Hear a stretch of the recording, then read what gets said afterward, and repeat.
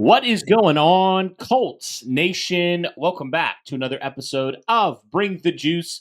Your guys, Cody and Derek, back with another one, guys. Big game for the Indianapolis Colts on Sunday as they travel down to Houston to take on the Texans. Right now, obviously, the Colts and the Texans neck and neck. Houston does have a game lead on Indianapolis, but the Colts have a great chance to narrow the gap with a victory on Sunday. So we're going to talk about some things the Colts need to do in order to make that happen. But before we do that, just want to remind you guys this episode is presented by Prize Picks. Be sure to download the app today and use the code JUICE to get $50 instantly after you play your first $5 lineup. All right, Derek. So let's kind of talk about this. I mean, obviously the Colts and Texans have already played in the first game of the season, for them. And obviously a lot has changed within the number of weeks since then, some good and some bad for both these teams. So both these teams, though, have had some pretty good success so far. Both come in with a winning record, and obviously Houston leading the division right now. But Derek, this is a game for the Colts where you look at it and you say, man, on paper with some of the injuries and some of the other things, I think this is a good opportunity for Indianapolis to potentially, take a win here, steal a win here down in Houston. So with that being said, Derek, there's just so much I feel like you got to talk about. And, obviously I think the injuries are something to monitor. Houston is going to be without a few players in this game, which I definitely think is something you definitely need to talk about when it comes to this. But, when it comes to the Colts and what they need to do to win, what are some things for you that you say right away, looking at what happened in week one, looking at what's transpired now for the Colts, looking at how bad Houston looked a week ago, and the Colts obviously came away with a win. What does Indianapolis need to do? What's the number one thing you think they need to do in this game to give them the best chance to win here? Well, you have to go back to their last matchup in week one and kind of take advantage of what we saw there. Main thing is stop allowing Joe Mixon to dictate the game. I think that's the big one. We saw in the first matchup, Gus Bradley mentioned that they had completely abandoned the run defense. They said they were fully focused on keeping that three-headed monster in the wide receiver group that they had from being the ones that would destroy the team. And you allowed the Houston Texans to run for over 200 yards. And that was ultimately what kept you out of these games, and mainly this one, that last one in particular, because it didn't matter how much effect you had in trying to stop the pass. If you can't stop the run in any way, shape, or form, you're not going to do anything. And CJ Stroud is too good to simply just be held under one too many times. And especially for how bad he looked against the Houston Texans and how bad that O-line looked and how bad the offense looked at times, got a feeling that they're going to try to correct that this time around. And so you cannot allow Joe Mixon to run for 160 yards on you again. You just cannot do it. Again, I'm not too concerned about, giving up a little over 100 yards rushing against them, but giving up half of what we did the last time versus what we did this time around, that would seriously impact how much the Houston Texans can move the ball, especially knowing that their best wide receiver, Nico Collins, is not playing in this game. So you have to shut down the second best weapon they have, and that's Joe Mixon. Right, and it's not like Houston has this world beater offensive line either. I mean, they definitely have their fair share of issues on this offensive line. Feels like it's been that way for the last number of years. So I think you're absolutely right. You just can't allow Houston to do what they did. They dominated you, frankly, on the line of scrimmage when it came to pounding the football. So can't let Joe Mixon do what he did or anywhere near that. Now, Derek, I think it's fair to say we already know this Colts run defense. It's hot garbage. It's been that way the whole year. I don't know if there's any fixing it fully at this point, but certainly getting DeForest Buckner back will be a big step in the right direction if he is able to go on Sunday. But you just can't allow CJ Stroud to have that kind of luxury. Like, you just can't allow him to be able to benefit from the play action, be able to do some of those things that he was able to do in week number one. And even though I felt like the Colts pass defense wasn't great against them, really, when you look at it, the big reason why you lost was, like you said, you allowed over 200 yards rushing. Houston could do really whatever they wanted when it came to that. And you definitely need some of these guys to step it up in a big way, because if that happens again, Derek, I mean, you already have a hard enough time stopping CJ Stroud as it is, and this Houston offense as it is, passing the football. But if you throw in that element of running the football when you don't make them one dimensional, I mean, you're basically screwed. You can't do anything. Like, they're too talented. They're too talented to just allow them to do that and allow them to run it whenever they want to, right? And we know what Houston's going to try to do in this game. Like you mentioned, they don't have the Colt killer Nico Collins in this game. So, I mean, pounding the rock, it worked well in week one. The Colts cannot just allow them to do that again, knowing exactly what they're going to do. You just can't allow that to happen. And it just, frankly, if it happens again, it's going to be really hard for the Indianapolis to, number one, get off the field, which is something they really have struggled on this year at times on third downs and stuff. And then, just number two, giving your offense opportunities as well. And you're going to get more tired if you're on the field longer. So it all kind of feeds into this negative thing here if you're not able to get off the field. So I think first and foremost, stopping the run 100%. I think another thing Indianapolis has to do on the defensive side of the ball, Derek, is they have to get after CJ Stroud again. Like, I felt like they did a decent job in week number one, but they still had their moments when CJ Stroud really didn't get touched a whole lot, especially in that second half. It felt like they got, I think, like a sack or two in that second half, but it really felt like the first half, they really clamped down on that Houston passing attack because they were able to get consistent pressure. You remember, Houston really didn't score a whole lot in that first half. Then that second half, they really started to score because your pass rush really started to fizzle out. So you just got to be more consistent there. And in the down and critical moments, you need, your pass rush to be more effective. And we know CJ Stroud has that capability to escape and make some plays on the run, but you got to do your best there to not allow him to make those wild plays as much as possible. Make him uncomfortable from the start, from the jump. And, you certainly have some guys that can do that here. And I thought you definitely took a step in the right direction against Miami, getting after the quarterback after really struggling a couple weeks in a row. So I think that's what the Colts need to do there, Derek, is just get pressure on CJ Stroud in critical moments. Not just getting pressure, because we feel like the Colts are going to be able to do that in some capacity, but it's those third and longs. It's those critical moments in the fourth quarter when the Colts, frankly, just were not able to. And that's why CJ Stroud was able to complete that pass to Nico Collins to seal the game. I mean, that's why he was able to roll out on 3rd and 20 and get a first down, is because your pass rush at times is just, kind of gone away. So I think you just cannot allow CJ Stroud. We know he's a special player. Like, we know that. But, I mean, look what just happened to him a week ago. Like, he can be had. And he still is a young quarterback in reality. So you got to make him look like a young quarterback, I think, in this game. And if you can do that, I think it starts up front. If you can get consistent pressure on him, you have a good chance here to make this and keep this more like the first half of the Houston week one game than the second half. Yep. I mean, no doubt about it. When it comes to the defense, I mean, getting after the quarterback is one of the most essential pieces. The secondary has figured out its mojo a little bit.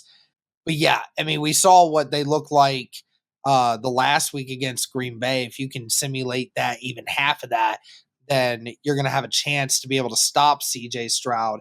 One aspect that I think is even more important than getting after the quarterback in this one is actually on the opposite side of the ball. And it's exactly what I said the Colts need to do to stop Joe Mixon. Well, the Indianapolis Colts, they need to get Jonathan Taylor involved. Now, I mean, this is assuming that Jonathan Taylor is actually playing. By all intents and purposes, it sounds like he's going to, but regardless, the Indianapolis Colts have to run the football better. Yes. I mean, remember, Cody, in that game, the Colts' run game was non-existent. Right. It was non-existent. There was nothing that worked for them in that game. So, I mean, albeit Anthony Richardson didn't have a great overall performance when it came to throwing the football, but he had to be the hero. He had to do everything because nobody else was doing anything for that offense. So, I don't want Anthony Richardson to have to be the hero, and I certainly don't want him to have to run the ball 15 times again in order to be able to get the running game to consistently go. So, whether or not Jonathan Taylor or Tyler Goodson is going to be the running back in this game, somebody has to have some kind of resemblance of a run game in this. Somebody has to take the initiative. Someone has to put the offense on their back a little bit besides Anthony Richardson. And the best way to do that, and something that the Colts, outside of the last matchup, have been tremendously good at, is running the football against the Houston Texans. We have always been really good at doing that outside of that first matchup where Jonathan Taylor was a non-factor in the game. He has to be a factor in this game if the Colts want to have any resemblance of moving the ball, because you know that the Texans will get their points. The Colts will have to do theirs. And the only way they can continue to do that is if they're moving down the field and getting inside the red zone. Well, guys, with football season finally getting back into the swing of things, first off, we rejoice. But also, guys, when it comes to Prize Picks, this is going to be a great way for you guys, especially, to check out some of the stuff that Prize Picks has. You can now win up to 100 times your money on Prize Picks with as little as 4 correct picks. You heard me right. Only 4 correct picks. You can win 100 times your money, guys, on Prize Picks. Be sure to sign up today and get $50 off instantly when you play $5. You don't even need to win to receive the $50 bonus. It's guaranteed. All right, Derek. So obviously, huge game for the Colts down here in Houston for a chance at tying for the division lead. So wanted to kind of look at Prize Picks here, Derek, for our Week 8 pick for the Colts. And there's a lot of different options here. So I just wanted to share this real quick, and we can make our lock of the week here for the Colts. So obviously, you see all these different ones. You see A.D. Mitchell, all the ones for Anthony Richardson, all the way down. So just if you're curious, so like these are the demons and goblins. So basically, the ones that are like, hey, these are a little easier to win, but they're a little bit lower payout, and some of the demons, which are a little bit harder to win, but the payout's obviously a lot bigger. So we have one on Richardson here for the passing touchdowns, which I think is interesting. That they think Anthony Richardson's going to do pretty good there, but when it comes to rushing, they think it's going to be a little bit more difficult. I don't know how you feel about that, Derek, but I'm not entirely sure I would buy that. I might actually select rushing before passing, honestly, with how much the Colts ran Anthony Richardson a week ago. That's tempting for sure. But we'll continue going on here. So we got Jonathan Taylor, so rushing / receiving touchdowns right now at 0.5. Josh Downs also has one. So these are some of the ones that they don't think are going to happen as much or as easily. You have Michael Pittman as well. You have Matt Gay as well for some of his fantasy scores, kicking points. Any of these stand out to you, Derek, as one you were like, hey, I think that if you're making a pick here, if I'm making a pick here, we're going to pick this one every time. We're going to go over on this one. I don't know, man. I find it difficult for the receiving numbers, at least from the Michael Pittman, Josh Downs perspective, because, again, it's so hard because one week one of these guys is favored by Anthony Richardson, the other week they're not. So it's hard to really go off that, but I think it's a lock for a rushing touchdown from Anthony Richardson, to be completely honest with you. A rushing touchdown that's easy. Because every single matchup that he has had against Houston, he runs a touchdown against them at some point, one way or another. So I think that's a for sure lock. That's what I'm going to say. And if the buyout, like it says right here, if the buyout's higher, I think this is a pretty easy over for me, Derek, to have Anthony Richardson have at least one rushing touchdown. I feel like he has one about every week when the Colts actually decide to run him. So I think we're going to pick that. If you're good with that, I will pick this one here for Anthony Richardson being our lock of the week. We believe he'll have at least one rushing or receiving touchdown. Obviously, it would be rushing unless the Colts do something crazy. You never know. The Indy special, man. Shane Steichen, former Philly guy. Obviously, he wasn't there at that point. I don't believe. But still, I do believe that Anthony Richardson, that's a good pick if you're making some selections here. So we're going to lock in, guys, Anthony Richardson here for our pick of the week here for his rushing. We think he's going to have over a rushing touchdown. All right, cool. Well, guys, that's our pick of the week. That's our lock of the week. Obviously, be sure to go check out everything on Prize Picks. So if you're looking specifically for the Colts stuff, that's definitely something you guys should check out. But if you're looking for, like me, more NFL stuff, there's all sorts of stats and stuff that you can check out and make your picks. And there's definitely guys that are very consistent, like Jonathan Taylor against the Houston Texans, that you really feel like you can probably feel pretty good about overall, right? And there's some other ones where you're like, I don't know if I would take the over on that. I don't know if I would pick them to hit that margin, right? So, guys, be sure to go check out all that stuff on Prize Picks. It's only a couple examples. There's all the different odds that you could hope for when it comes to that for Prize Picks. So I highly encourage you guys to go check that out, but definitely excited for this season. And hopefully you guys will be following along with us and everything with Prize Picks and what they do. So be sure to download the app today. Use the code JUICE to get $50 instantly after you play your first $5 lineup. Again, download the Prize Picks app today. Use the code JUICE to get $50 instantly after you play your first $5 lineup. Like I said, guys, it's a great way to continue to stay in with week to week life of the NFL, specifically with your favorite team, the Indianapolis Colts. So be sure to do that. Be sure to check out Prize Picks.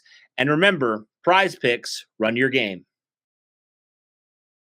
Right. And like you said, ideally, you're not forcing Anthony Richardson to play hero ball like he kind of had to in that first game, right? Where he kind of had to chuck it up a couple times because you needed it and you couldn't get couldn't get it going running the football. And obviously, if Taylor plays in this, that'll be major and that'll be huge. And the Colts have had some up and down moments this year of obviously being able to run the football very well, and then moments when they really haven't been able to run it super well. Now, I will say, whatever happens, I do think Tyler Goodson deserves to see some snaps as kind of that RB2. We kind of saw the snap count trend towards his direction a week ago. So he definitely needs for that to continue. And I felt like the offensive line from purely a run standpoint a week ago, actually, I thought played fairly well. So hopefully that's a sign of things to come. I mean, outside of obviously right guard, you have all of your starters, presumably going to be playing this game. So hopefully that's a sign of things to come from last week where you're actually able to run the ball. And, Houston does have a pretty good run defense, but they are without a couple guys. Obviously Christian Harris, their linebacker, he is still on IR. Al-Shaair as well, he did not practice. It's looking like he's probably not going to go in this game. So a couple critical components of that in that linebacker core for the Houston Texans that may not play in this game. We know one's not going to, but potentially two guys. So they definitely can be had in this game, Derek. If the Colts are able to establish that, I think that goes a long way for them. And being able to stay on the field, number one, and also taking the pressure off your young quarterback. Like, we know he can throw it deep. We saw what he was able to do against the Houston Texans, but let's be honest, Derek, that's not sustainable. We know that. But what is sustainable is running the football, chewing up clock, sustaining drives, giving your defense breaks, things that the Colts honestly didn't do very well in the week one matchup. So if they're able to do that, I think that will be huge in this matchup for the Indianapolis Colts, 100%. And then, of course, Derek, you got to continue to take those deep shots. I mean, we saw the Houston Texans are able to be had, when it comes to those deep shots. I mean, we saw Alec Pierce do it multiple times. We saw Ashton Doolin do it. Obviously, we really didn't see a lot from, A.D. Mitchell or Michael Pittman. And obviously, Josh Downs wasn't even in that week one matchup.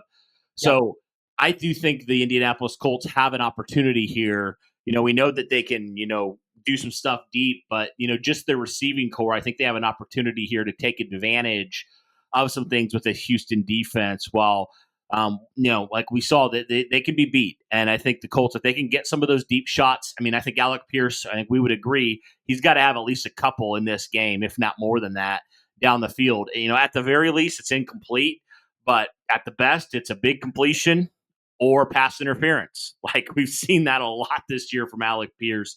But regardless, the Colts got to do, their diligence when it comes to that. And obviously if they're running the ball very effectively, ideally Anthony Richardson doesn't have to throw it a ton in this game. But for those opportunities, I'd like to see them dial up a couple deep shots to Alec Pierce, because we've seen when the Colts go after Alec Pierce and they target him, good things typically follow from that. So I think that, and if those components, Derek, for the Indianapolis Colts on their offense really fit, I think they have a great chance in this game, 100%. Now, it'll be interesting, Derek, kind of looking at this game for this Colts secondary, because, while it wasn't like crazy in week one, let's be honest, the secondary wasn't very great against the Houston Texans in week number one. But now they have, a couple guys, obviously they played some bad quarterbacks, but I feel like they have some DBs who are actually playing pretty good football right now.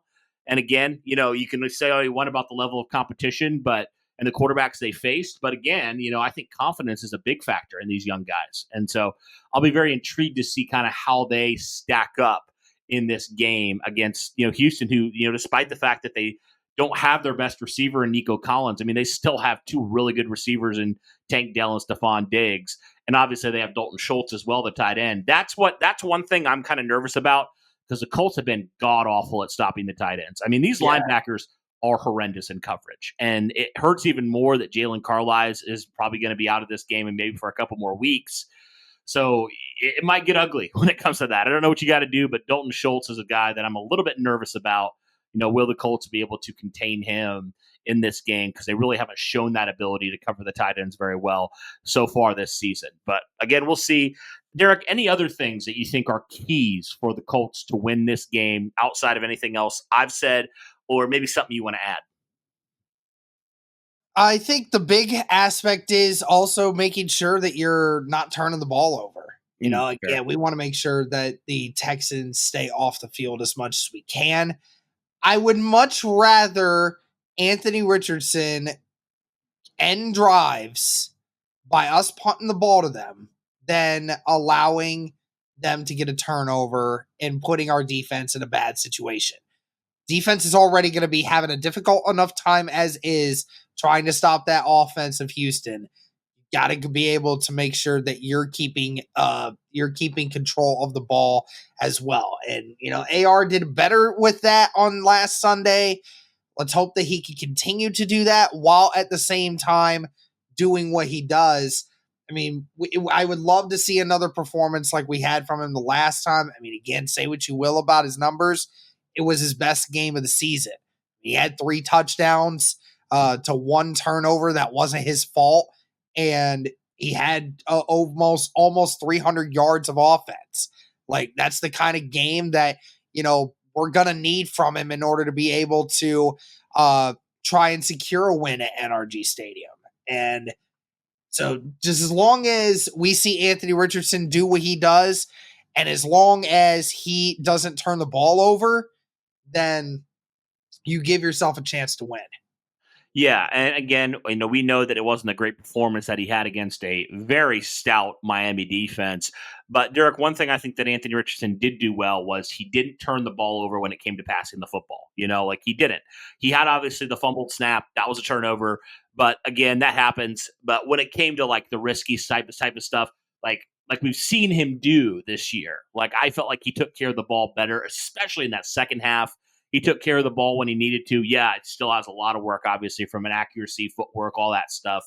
But yeah, if he can continue to take care of the football, I think, like you said, that'll go a long way in this game. And Derek, we know in that week 1 game, there was that critical red zone turnover that the Colts had. When Kylan Granson fell and AR had, was looking at him and threw it to him and he fell and it got picked, and that was probably the difference in this game, honestly. If Indianapolis goes down and drives there and scores, it could have been a whole different result there. So, yeah, it's just kind of crazy how a few little things can change the outcome of a game. And so the Colts can do that, take care of the ball. They've been really good when it comes to not getting penalized. If they can continue to do that this year and do some of the other stuff that we talked about, I think there's a good chance the Colts could be sitting here coming out of this game at 5-3, tied for atop the division.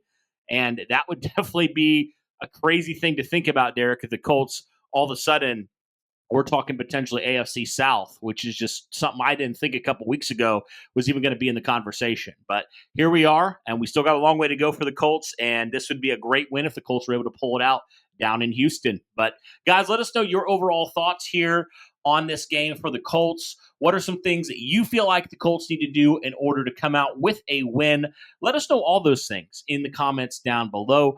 If you're new to the channel or you haven't already, be sure to smash that like button, hit subscribe, turn on that notification bell, all that good stuff so that you are in the loop as we continue to cover the 2024 season for the Indianapolis Colts. But guys, that'll do it for this one. Thank you so much for tuning in. And as always, guys, go Colts. All right, don't stop it.